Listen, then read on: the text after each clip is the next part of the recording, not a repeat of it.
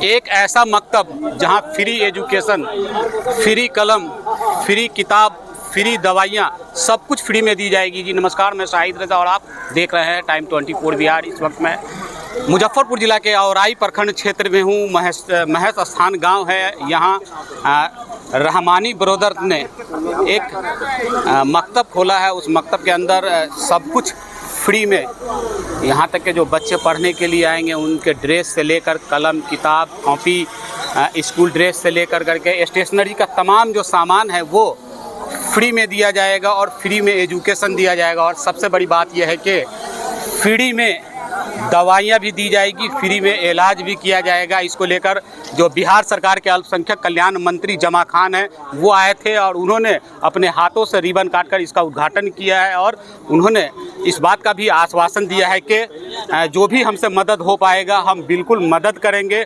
उन्होंने क्या कुछ कहा है वो भी हम आपको सुनवाएंगे। उसकी सबसे बड़ी बात यह है कि यहाँ जो इस्लामिक एजुकेशन के साथ जो हाईटेक एजुकेशन है वो भी दिया जाएगा। और सबसे बड़ी बात यह है कि दो भाइयों ने मिलकर जो ये बीड़ा उठाया है ये कितने दिन तक चलेगा ये तो खैर देखने वाली बात होगी। लेकिन एक बात मैं आपको बता दूं कि अलीगढ़ मुस्लिम यूनिवर्सिटी हो वो भी मकतब से भी शुरू हुआ था और वो आज यूनिवर्सिटी में तब्दील हो चुका हुआ है। शायद भविष्य में कहीं ये भी मकतब यूनिवर्सिटी में तब्दील ना हो जाए। बिहार सरकार के जो अल्पसंख्यक कल्याण मंत्री है उन्होंने वादा तो करके गए हैं कि हर संभव मदद करने की हम कोशिश करेंगे और जो भी मदद हमसे बन पाएगा वो करेंगे हम। और मैं फिर से बता दूं कि इस बीच जो है वो शिया वक्फ बोर्ड के चेयरमैन इरशाद अली और अल्पसंख्यक कल्याण मंत्री जमा खान हैं, उन लोगों ने दबे अल्फाज में जो विपक्ष है उनके ऊपर निशाना भी साधा। वक्फ बोर्ड को लेकर भी उन्होंने कई बड़ी बातें कही है। उन्होंने कहा है कि मुस्लिमों को गुमराह किया जाता है। इसको लेकर के जो उलमा है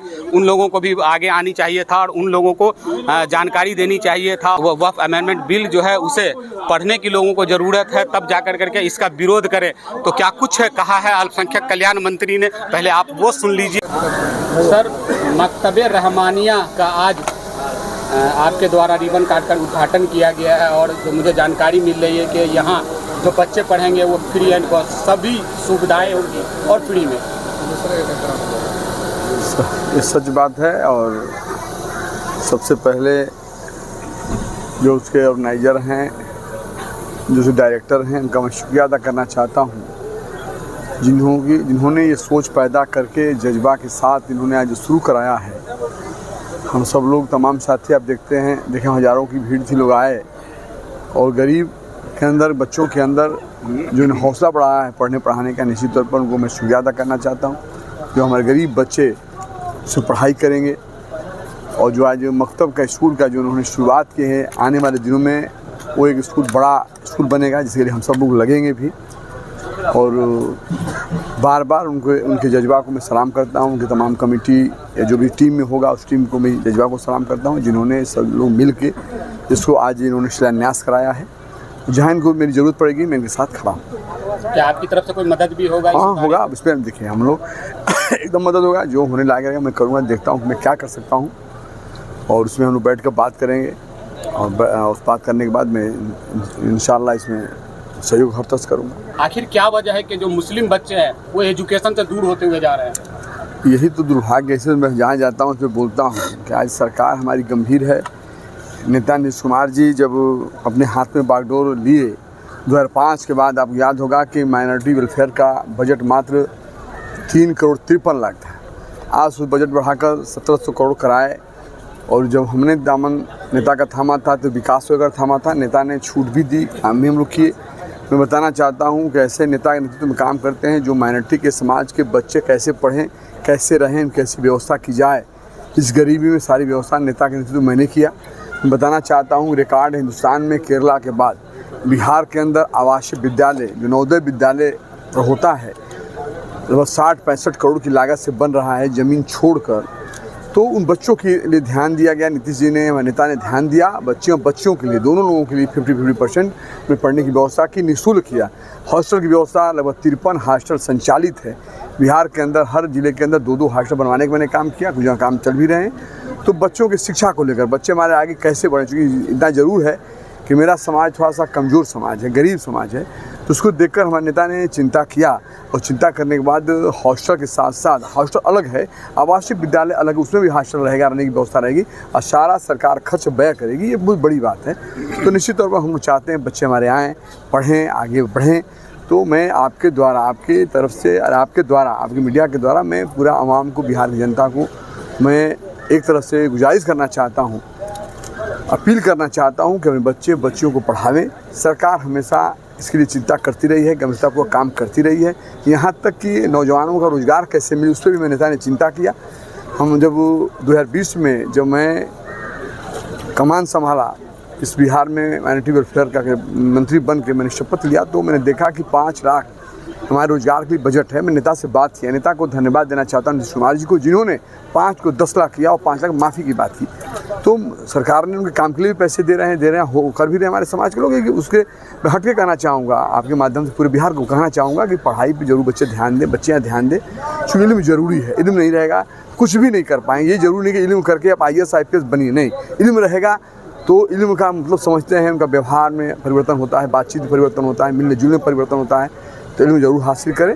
और इसी के साथ साथ मैं ये भी कहूँगा, दुआ करूँगा, बिहार के अंदर भाईचारा मोहब्बत का पैगाम पूरे देश को देता रहा है, ऐसे बराबर देते रहे और नीतीश कुमार जी को मालिक ऊपर वाला सेहत भी दे। तो वक्फ बोर्ड को लेकर के लगातार बवाल छिड़ा हुआ है और इसका विरोध का सामना आपको भी करना पड़ा था। जी, पार्टी का झंडा उतार दिया गया था। या समझ नहीं रहे लोग या समझा नहीं पा रहे आप लोग? नहीं, समझने का मतलब ये है, कुछ ऐसे लोग हैं जो नहीं समझ पा रहे हैं, उनकी भी मैं गलती नहीं दूंगा। कुछ ऐसे लोग हैं, पॉलिटिकल लोग हैं, जो कहीं और धार दे रहे हैं अपने राजनीतिक स्वार्थ के लिए, अपने चेयर के लिए धार दें। इतना मैं जरूर कहूँ, बिहार की बातें करता हूँ, देश की बातें नहीं करता। बिहार में जरूर है कि नीतीश कुमार जी बिहार में गड़बड़ नहीं होने देंगे। जरूरत पड़ेगा तो अलग से हम लोग कैबिनेट में पास कराएंगे। यहाँ पे ज़मीन जो होती है, आप जानते हैं ये नियम है, कानून है कि ज़मीन का मालिक हर प्रदेश का उसका CM होता है, उसका कैबिनेट होता है। निश्चित तौर पर यहाँ जो हल्ला है, कब्रिस्तान, मस्जिद, ऐसा नहीं है, यहाँ हम लोग नहीं होने देंगे। जब नीतीश कुमार जिंदा है, नीतीश कुमार जी हैं, तो बिहार के अंदर गड़बड़ नहीं होने देंगे। अगर हो सकेगा, अगर दिक्कतें आएगी, हम लोग बैठ कर कैबिनेट में अपना खुद बिहार के लिए अलग से पास कराएंगे। आमिर रहमानी और अदनान रहमानी दोनों ने बीड़ा उठाया है कि हम सुदूर ग्रामीण क्षेत्र के अंदर बच्चों के अंदर बेहतर एजुकेशन देंगे, और बीड़ा ही नहीं उठाया है, उन्होंने इस पर काम भी करना शुरू कर दिया। और सबसे बड़ी बात यह है कि जो सुदूर ग्रामीण क्षेत्र है ये, और यहाँ जो मरीज होते हैं उनको हॉस्पिटल तक पहुँचने में काफ़ी परेशानियों का सामना करना पड़ता है। इसको लेकर के फ्री एम्बुलेंस सेवा भी ये देने जा रहे हैं। क्या कहेंगे? काबिले तारीफ़ है आपका काम जो है। माशाल्लाह, पहले तो बहुत बहुत धन्यवाद कि आप आए हैं इस प्रोग्राम में। और इस प्रोग्राम का जो मेन उद्देश्य है कि अपने गांव में और अपने इलाके में बच्चों के अंदर सही दिशा आए। क्योंकि हम जब गांव आते हैं बाहर से तो देखते हैं कि अनट्रैक होने जा रहे हैं बच्चे, नशे के और भी बहुत तरह के चीज़ों के आदी हो रहे हैं, एजुकेशन से दूर होकर के नशे के आदी हो रहे हैं, नशे के आदी हो रहे हैं जी। तो हमारे दोनों भाई का एक सपना था, बचपन का सपना था, जो हमारे दादा हुजूर मौलाना अब्दुल रहमान साहब ने भी देखा था। उसके बाद हमारे इस आगाज़ को हमारे वालिद साहब लेके चले, और अभी हम दोनों भाई तकरीबन 12 साल से कर रहे हैं, खिदमत कर रहे हैं लोगों की। तो ये मकतब का जो आगाज़ हुआ है, मकतब रहमानिया अजमतुल उलूम, इसमें तालीम फ्री रहेगी, बच्चे की किताबें फ्री रहेगी, बच्चे की जो हिजाब होती हैं, बच्चियों के हिजाब फ्री रहेंगे, और डॉक्टर हफ्ते में 2 दिन बैठेंगे। मैंने देखा है stationery free, bag free, uniform free, यानी कि सब कुछ फ्री। यहाँ तक कि अगर बीमार पड़ जाए तो इलाज फ्री। ये दिमाग में कहाँ से उपज आया आपको? आपके वालिद का सपना था, दादा का सपना था, और उसे आप साकार कर रहे हैं। लेकिन ये आपको लग रहा है बहुत ही मुश्किल भरी राह है ये? नहीं, मुश्किल राह जो होती है, हर राह मुश्किल होती है। हम लोग तिजारत करने वाले लोग हैं, उससे बड़ी मुश्किल राह हम नहीं मानते हैं कि आज के डेट में कुछ है। तो इन चीज़ों को करने की हौसला होनी चाहिए और जज्बा होनी चाहिए। अगर हमारे अंदर जज्बा है तो हम हर वो काम करते हैं जो सोच सकते हैं। पहले हम लोग को सोचना पड़ेगा, करने से पहले सोचना पड़ेगा। हम नए लोग हैं, नए नौजवान लोगों में सोचने की सलाहियत नहीं आ रही है, टाइम से सोचने की सलाहियत नहीं आ रही है। न वो सोच रहे हैं, न वो कर रहे हैं। पहले तो हमें सोचना पड़ेगा, करने से पहले सोचना पड़ेगा। अगर हम सोचते हैं तब वो हर काम करते हैं जो हम सोचे हुए रहते हैं। जी, आमिर रहमानी साहब थे, ये बता रहे थे कि अगर आप में जज्बा हो तो हर राह भी आसान हो जाता है। क्या कहेंगे अदनान साहब? काबिले तारीफ़ आपने कदम उठाया है, और अपने गांव के अंदर अगर अपने बच्चों को बेहतर एजुकेशन देने जा रहे हैं तो ये समझ लीजिए कि उस पीढ़ी को संवारने और सजाने का काम कर रहे हैं। जी, बहुत बहुत शुक्रिया आप लोग आए। हम लोग तो अभी शुरुआत किए हैं, स्टार्ट किए हैं मकतब से। इंशाल्लाह इसको और भी ऊंचे लेवल पे ले जाएंगे और जो भी हमारे ग्रामीण जो लोग हैं, जो बच्चे को अभी भेज रहे हैं हमारे पास पढ़ने के लिए, सारी सुविधा हम लोग दे रहे हैं। जो भी बुनियादी सुविधा है बच्चे को पढ़ने के लिए सारी दे रहे हैं। तो इससे क्या होगा कि बच्चे में पढ़ने की इच्छा जगेगी। जो लोग अभी भी नहीं पढ़ रहे हैं, स्कूल नहीं जा रहे हैं, मदरसा नहीं जा रहे हैं, तो बेसिक नॉलेज तो अभी यहाँ से मिलेगा ही। फिर उसके बाद अभी हम लोग इसको और ज़्यादा डेवलप करेंगे डे बाई डे, और हम लोग का बहुत बड़ा टारगेट है, इसको बहुत ऊंचे पैमाने पर ले जाएंगे। जी, मैं आपको बता दूं कि अलीगढ़ मुस्लिम यूनिवर्सिटी की जब बुनियाद डली थी तो वो मकतबी था। सर सैयद अहमद ख़ान ने इसकी बुनियाद डाला था और वो मकतबी था। और आज के डेट में पूरी दुनिया से बच्चे वहाँ पढ़ने के लिए आते हैं। शायद भविष्य में ये अलीगढ़ मुस्लिम यूनिवर्सिटी बन जाए, मेरी दुआ तो रहेगी। क्या कहेंगे सर? इकरा बिस्म इस्लाम ये बताता है कि एजुकेशन से बहुत करीब आएँ, लेकिन जो मुस्लिम तबके के जो लोग हैं वो एजुकेशन से दूर होते जा रहे हैं। आखिर वजह क्या है? देखिए, एजुकेशन का ख़ास करके जो हमारा इलाका है ये तो पिछड़ा है ही, लेकिन हमारे आमिर रहमानी और अदनान रहमानी जो हैं ये खुशबू है। और खुशबू की जो सीमा होती है कोई एक गांव एक चौहद्दी नहीं होती है, ये खुशबू की सीमा बढ़ती चली जाती है। आज महसिस्तान में बढ़ी है, आप हो सकता है कि 2-4 साल के बाद आप देखें कि चंडिया में इस तरह का एक मकतब खोले हों, मकसूदपुर में खोले हों, मेडीडी में खोले हों। तो ये हवाओं के दोष पर सवार हैं और दुआ कीजिए कि इनका ये सफ़र जो है ऐसा सफ़र हो जिस सफ़र में बहारें हों, रानाइयाँ हो, जज्बों का सुरूर हो, राहतें हों, करार हों, और फिर जाकर इनको देखकर नई पीढ़ियां अपने अंदर उमंग पैदा करें।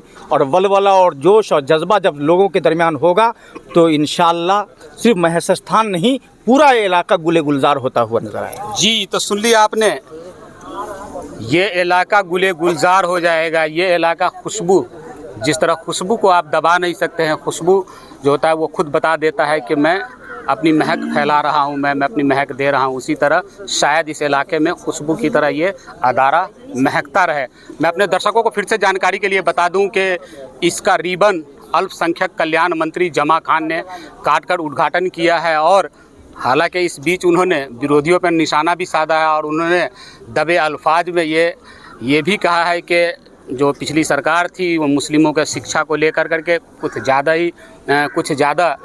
एक्टिव नहीं थी, लेकिन नीतीश कुमार के कार्यकाल में लगातार जो है अल्पसंख्यकों के लिए उन्होंने योजनाओं की पूरी झड़ी लगा दी, गिनाना उन्होंने शुरू कर दिया। और उन्होंने इस बात का भी जिक्र किया है कि अभी जो ख़ास तौर से जो मुस्लिम नौजवान हैं उसे एजुकेशन की सख्त ज़रूरत है। और आमिर रहमानी और अदनान रहमानी ने जो ये कदम उठाया है ये काबिल तारीफ़ है। तो खबर के बारे में आपकी क्या राय है कमेंट बॉक्स में ज़रूर लिखें। अभी तक आपने हमारे चैनल को सब्सक्राइब नहीं किया है तो सब्सक्राइब कर लीजिए। अगर आप हमें फेसबुक पर देख रहे हैं तो फॉलो करना बिल्कुल न भूलें, ताकि बिहार की तमाम छोटी बड़ी खबर सबसे पहले आप तक पहुँचती रहे। जय हिंद, जय भारत।